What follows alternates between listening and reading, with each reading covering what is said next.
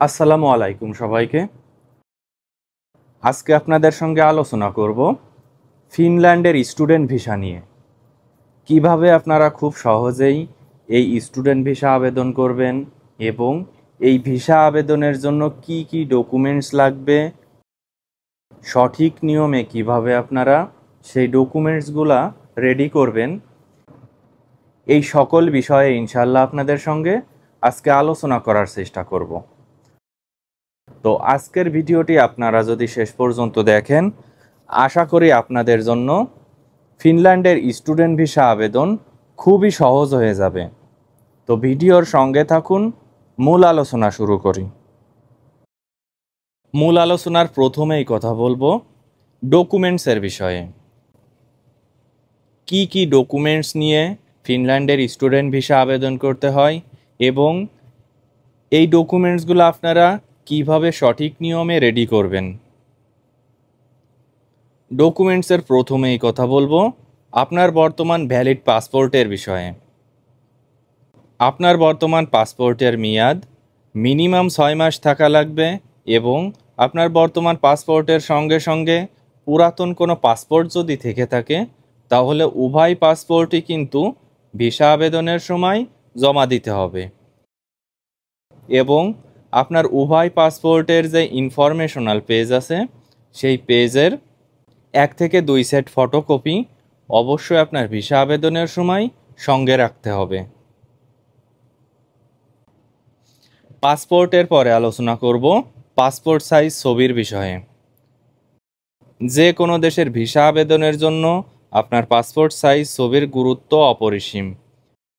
আপনার এই ছবির ব্যাকগ্রাউন্ড অবশ্যই সাদা থাকা লাগবে এবং আপনার ছবিটি অবশ্যই স্ট্যান্ডার্ড মানের হতে হবে। তাই যখন আপনারা স্টুডিও থেকে ছবি তুলবেন অবশ্যই ফটোগ্রাফারকে বলবেন সঠিক নিয়মে ভিসা আবেদনের জন্য এই ছবিটি প্রস্তুত করে দিতে। এখন যে ডকুমেন্টটি নিয়ে আপনাদের সঙ্গে আলোচনা করব, ইউরোপের যে কোনো দেশের ভিসা আবেদনের জন্য এই ডকুমেন্টটি অত্যন্ত গুরুত্বপূর্ণ এবং এই ডকুমেন্টটিতে যদি কোনো প্রকার কোনো ভুল ত্রুটি হয়ে থাকে তাহলে কিন্তু আপনার ভিসা আবেদন বাতিল হয়ে যাবে। সেই ডকুমেন্টটি হলো ভিসা অ্যাপ্লিকেশন ফর্ম। অনলাইন থেকে আপনাদের এই ভিসা অ্যাপ্লিকেশন ফর্মটি ডাউনলোড করতে হবে এবং সঠিক নিয়মে যেখানে যে ইনফরমেশন চাইবে সেখানে সেই ইনফরমেশনগুলো ফিল আপ করতে হবে। ভিসা অ্যাপ্লিকেশন ফর্ম পূরণের সময় চেষ্টা করবেন আপনার সকল ডকুমেন্ট সঙ্গে রাখার জন্য এবং এই ডকুমেন্টসের যে সকল ইনফরমেশন আছে দেখে দেখে সঠিক নিয়মে ভিসা অ্যাপ্লিকেশন ফর্মটি পূরণ করার জন্য। ভিসা অ্যাপ্লিকেশন ফর্মের পরে আলোচনা করব ইউনিভার্সিটি অ্যাকসেপ্টেন্স লেটারের বিষয়ে। ফিনল্যান্ডের যে কোনো ইউনিভার্সিটি থেকে আপনার একটি অ্যাকসেপ্টেন্স লেটার সংগ্রহ করতে হবে এই ভিসা আবেদনের জন্য। যেহেতু আপনি স্টুডেন্ট ভিসা আবেদন করছেন সেক্ষেত্রে ইউনিভার্সিটি অ্যাকসেপ্টেন্স লেটার ছাড়া আপনি কিন্তু কোনোভাবেই এই স্টুডেন্ট ভিসা আবেদন করতে পারবেন না। ইউনিভার্সিটি সম্পর্কে আরও একটি গুরুত্বপূর্ণ বিষয় হলো সর্বদাই চেষ্টা করবেন ফিনল্যান্ডের র্যাঙ্কিং ইউনিভার্সিটিতে অ্যাডমিশন নেওয়ার জন্য। আপনারা হয়তো খুব সহজেই কম র্যাঙ্কিং ইউনিভার্সিটিতে অ্যাডমিশন নিতে পারবেন, কিন্তু আপনার টিউশন ফি অনেক বেশি হবে এবং আপনার ভিসা হওয়ার সম্ভাবনা কিন্তু খুবই কম থাকবে। ইউনিভার্সিটি অ্যাকসেপ্টেন্স লেটারের সঙ্গে সঙ্গে আপনার প্রয়োজন হবে একাডেমিক ডকুমেন্টস। আপনি যদি ফিনল্যান্ডে ব্যাচেলার্স ডিগ্রি করতে যেতে চান সেক্ষেত্রে অবশ্যই আপনার এসএসসি প্লাস এইচএসসি সমমানের যে সকল ডকুমেন্ট আছে সকল ডকুমেন্টের 1 থেকে 2 সেট ফটোকপি এবং হার্ড কপি উভয়ই কিন্তু আপনার ভিসা আবেদনের সময় জমা দিতে হবে। এবং আপনি যদি মাস্টার্স ডিগ্রির জন্য পড়াশোনা করতে যেতে চান ফিনল্যান্ডে সেক্ষেত্রে অবশ্যই আপনার এসএসসি প্লাস এইচএসসির সঙ্গে সঙ্গে ব্যাচেলার্স ডিগ্রির সকল ডকুমেন্টই কিন্তু ভিসা আবেদনের সময় জমা দিতে হবে। একাডেমিক ডকুমেন্টের সঙ্গে সঙ্গে আপনার প্রয়োজন হবে ইংলিশ প্রফিসিয়েন্সি সার্টিফিকেট। ফিনল্যান্ডে স্টাডির জন্য অবশ্যই আপনার ইংলিশ ল্যাঙ্গুয়েজ প্রফিসিয়েন্সি সার্টিফিকেট বাধ্যতামূলকভাবে জমা দিতে হবে ইউনিভার্সিটিতে অ্যাডমিশনের জন্য এবং ভিসা আবেদনের জন্য। আপনার আইএলটিএস অথবা টোফেল স্কোর যদি ভালো না হয়ে থাকে তাহলে কিন্তু আপনি ফিনল্যান্ডের কোনো ইউনিভার্সিটিতে অ্যাডমিশন পাবেন না।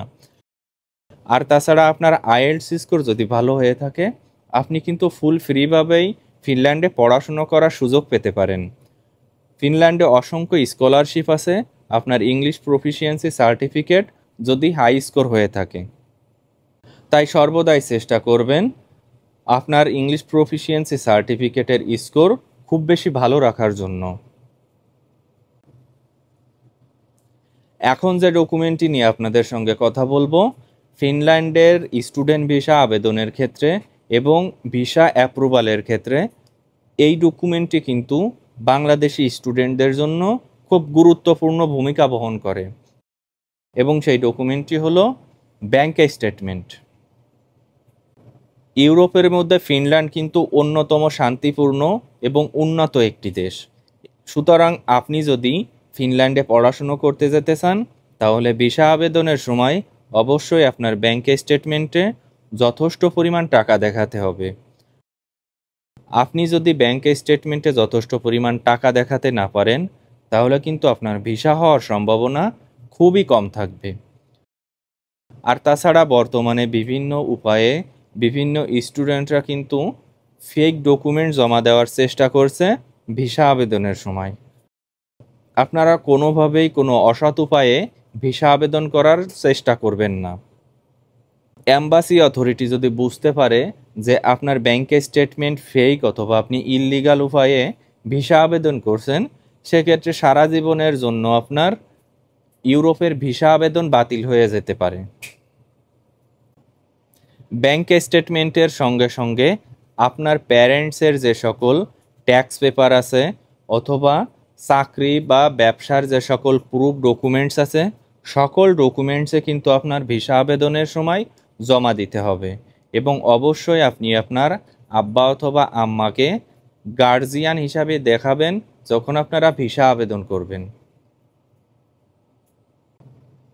সর্বশেষ যে ডকুমেন্টটি নিয়ে কথা বলবো সেই ডকুমেন্টটি হলো আপনার এনআইডি কার্ড অথবা বার্থ সার্টিফিকেট। আপনার যদি এনআইডি কার্ড না থাকে তাহলে অবশ্যই আপনার যে বার্থ সার্টিফিকেট আছে তার একটি কপি ভিসা আবেদনের সময় জমা দিতে হবে এবং ফটোকপির সঙ্গে সঙ্গে অবশ্যই আপনার হার্ড কপিও ভিসা আবেদনের সময় সঙ্গে রাখতে হবে। এই যে সকল ডকুমেন্টগুলোর কথা আপনাদের সঙ্গে আলোচনা করলাম, এই ডকুমেন্টগুলা কিন্তু আপনার ভিসা আবেদনের সময় অবশ্যই জমা দিতে হবে এবং এই ডকুমেন্টগুলোর কোনো একটি ডকুমেন্ট যদি আপনার ভিসা আবেদনের সময় মিসিং থাকে তাহলে কিন্তু আপনার ভিসা আবেদন বাতিল হয়ে যেতে পারে। আর তাছাড়া আরও একটি গুরুত্বপূর্ণ বিষয় হলো এই সকল ডকুমেন্টস কিন্তু ইংলিশে ট্রান্সলেটেড হওয়া লাগবে।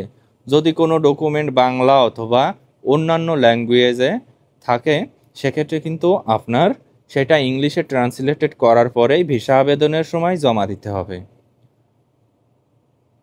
ফিনল্যান্ডের স্টুডেন্ট ভিসা আবেদন বাংলাদেশ থেকে কিন্তু সম্ভব হয় না, অবশ্যই ইন্ডিয়ার দিল্লিতে যেয়ে এই ভিসা আবেদন করতে হয়। তো আশা করি আপনারা বুঝতে পারছেন কিভাবে খুব সহজেই ফিনল্যান্ডের স্টুডেন্ট ভিসা আবেদন করবেন। তো আজকের ভিডিওটি এ পর্যন্তই শেষ করছি। আমার ভিডিও যদি ভালো লেগে থাকে তাহলে পরবর্তী ভিডিওর জন্য আমার চ্যানেলটি আপনারা সাবস্ক্রাইব করে রাখতে পারেন। ধন্যবাদ।